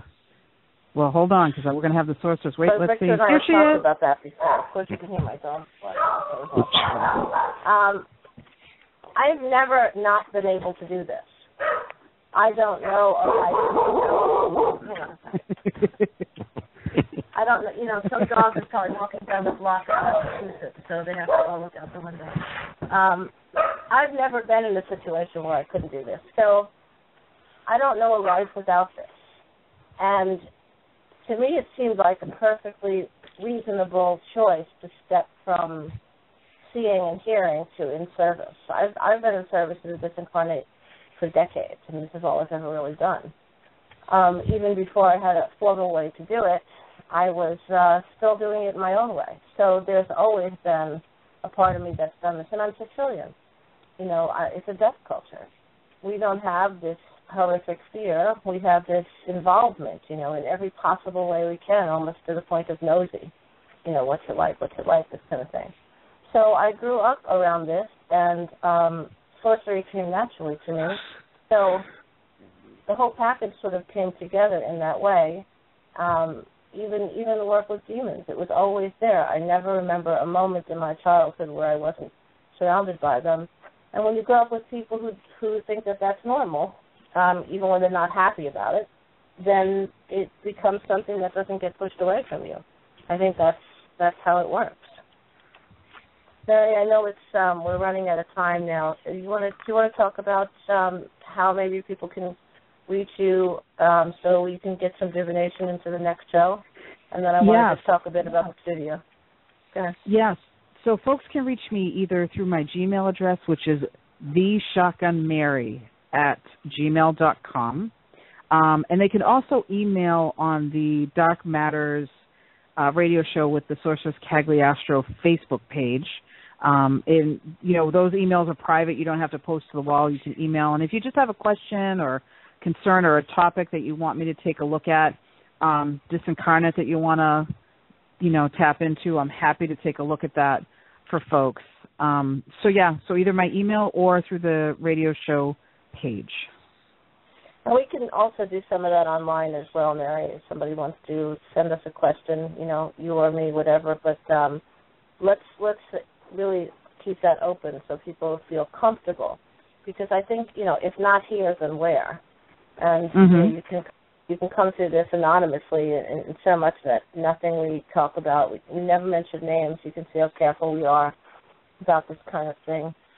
Everything is very confidential, so I just want people to know that. And I just want to talk for a minute about what's going on in the studio aside from the Blood Project. The place is really going to be an unbelievable opportunity to study sorcery and to speak to the disincarnate and be in a true laboratory of a gracious sense of sorcery and accepting the disincarnate and dealing with demons. There's no place like it. I don't think anyone else has done it, or not that I know of, not in the open. There's going to be a lot more information about this studio in the next week or so. It's in Massachusetts, in the south end of Massachusetts, in New Bedford. But Mary is not only the producer of this show. Mary's become very involved in the studio with me, and is really helping me focus it and make it what it needs to be. We have a surprise, a certain kind of laboratory coming up, which we're going to talk about next week when we start to talk about one of the subjects that I really am looking forward to, which is sort of how math and symbols work in sorcery. So I think that I've just sort of unofficially announced that that's what we're going to talk about next week. So I know. I'm just going to mention that I'm Sorceress Cagliastro at gmail.com, because I do want to talk to people who want to be part of the Blood Project. and all of that, you can go through the website. And I know Mary's going to take us out, but I just wanted to say, anyone who wants to talk about those materials or is interested in having someone talk to their disincarnate for them, you can always send an email to me at sorceresscagliastro@gmail.com, or to Mary, of course. So I want to thank everybody tonight for joining us, and I'm going to step out so Mary can talk. But Chris, thank you again, honoring your aunt and honoring your extreme contribution to that process. You're a gift to the disincarnate. I don't even know if you know how appreciated you are, but allow me to speak for them and say that I am honored to be on the air with you, and your work, your service to the disincarnate is tremendous. Victor, well, as always, you're very welcome. Victor, as always, please continue to join us. You bring a sense of compassion to the work that is extraordinary, and people need to hear your point of view. It's quite powerful and quite wonderful. Mary, you want? Yes, of course, please, and keep joining us. Mary, you want to take us out? Sure can. Thanks for joining us for this week's edition of the Dark Matters Radio Show with the Sorceress Cagliastro. To reach the Sorceress, you can find her on her webpage at CagliastroTheIronRing.com. Chris Rogostrowski can be reached at his email address, which is hellsrogue, H-E-L-S, rogue, @gmail.com. Me, Shotgun Mary, can be reached at theshotgunmary@gmail.com. And you can reach Victor Furman at his fan page on Facebook, Victor the Voice Furman, Furhman. Please join us on Facebook at the Dark Matters Radio Show with Sorceress Cagliastro page. And next week, our topic will be sigils. And we'll look into that very deeply next week. I'm looking forward to it. Good night, everyone. Good night. Thank you, Mary. Good night. Good night. Take care, everyone. Thank you, Chris. Good night.